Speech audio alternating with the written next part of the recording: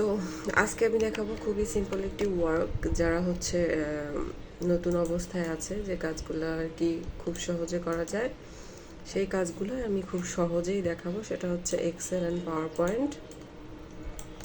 তো এগুলো তৈরি করা কোনো ম্যাটার না। তো যারা হচ্ছে বেসিক্যালি কম্পিউটার কোর্স নিয়ে এগোতে চান বা বিভিন্ন ধরনের ডিজাইন, মার্কেটিং বা গ্রাফিক ডিজাইন এনিথিং কাজ শিখতে চান, তারা অ্যাট ফার্স্ট এক্সেল অ্যান্ড পাওয়ার পয়েন্টের ওয়ার্কটা শিখতে হবে অ্যাট ফার্স্ট। ঠিক আছে, যারা হচ্ছে অন্যান্য কাজে আর কি যেতে চান, তারা প্রথমেই হচ্ছে পাওয়ার পয়েন্টের কাজ শিখতে হবে।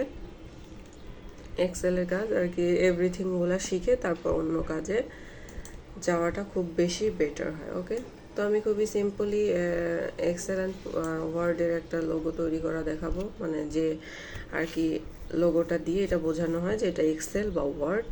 তো প্রথমে আমি এখান থেকে অ্যাডোবি ইলাস্ট্রেটর থেকে রেক্টেঙ্গেল টুলটা নিয়ে নিছি অ্যান্ড এখানে অল্ট্রা প্রেস করব খুবই সিম্পলভাবে। এগুলো কিন্তু অন্যভাবে করা যায়, তো আমি খুবই সিম্পলভাবে দেখাচ্ছি যাতে কেউ হার্ড মনে না করে। তো আমি এখানে 4টা শেপ নিব, অবশ্যই কন্ট্রোল ডি প্রেস করে। এবার কালারগুলো হচ্ছে চেঞ্জ করে করে দিব। তো এখান থেকে গাঢ় থেকে হালকা কিন্তু কালারটা আছে, তো আমাকে সেইভাবে কিন্তু কালারটা মেনটেন করতে হবে। অ্যান্ড একটাকে সিলেক্ট করে এখানে আইড্রপার টুল দিয়ে ইউজ করলেই কিন্তু হয়ে যাবে।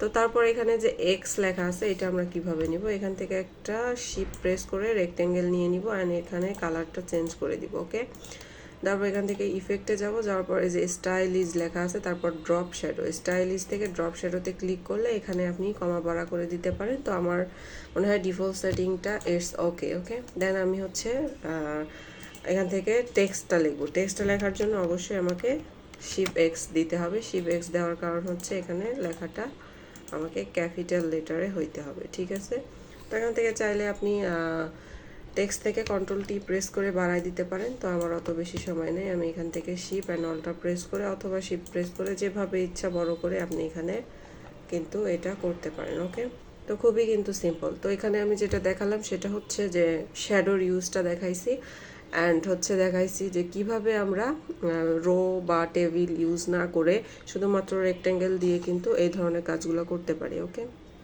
তো আশা করি নতুনদের জন্য হেল্প হবে। Thank you.